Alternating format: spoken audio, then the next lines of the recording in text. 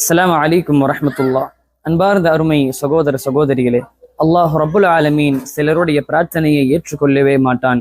அவனை பற்றி ரசூலுல்லாஹி ஸல்லல்லாஹு அலைஹி வஸல்லம் அவர்கள் கூறும் பொழுது, அர் ரஜுலு யதீலு ஸஃபர அஷ்அஸ அக்பர யமுத்து யதைஹி இல ஸமா. ஒருவன் நீண்ட பயணத்தில் தலைவிரி கோலத்துடன் புழுதி படிந்த நிலையில் அல்லாஹ்விடம் யா ரப் என்று பிரார்த்தனை செய்கின்றான். ஆனால் அவன் உண்ணுகின்ற அந்த உணவு ஹராமாக இருக்கிறது, அவன் அருதுகின்ற அந்த பானம் ஹராமாக இருக்கிறது, அவன் அணிந்திருக்கின்ற அந்த ஆடை ஹராமாக இருக்கிறது, அவன் ஹராமிலேயே இருக்கின்றான் என்று ரசூலுல்லாஹி ஸல்லல்லாஹு அலைஹி வஸல்லம் அவர்கள் கூறிவிட்டு சொன்னார்கள், அவனுடைய பிரார்த்தனையை எப்படி அல்லாஹ் ரப்புல் ஆலமீன் ஏற்றுக்கொள்வான் என்று ரசூலுல்லாஹி ஸல்லல்லாஹு அலைஹி வஸல்லம் அவர்கள் கூறியதை நம்மால் பார்க்க முடிகிறது.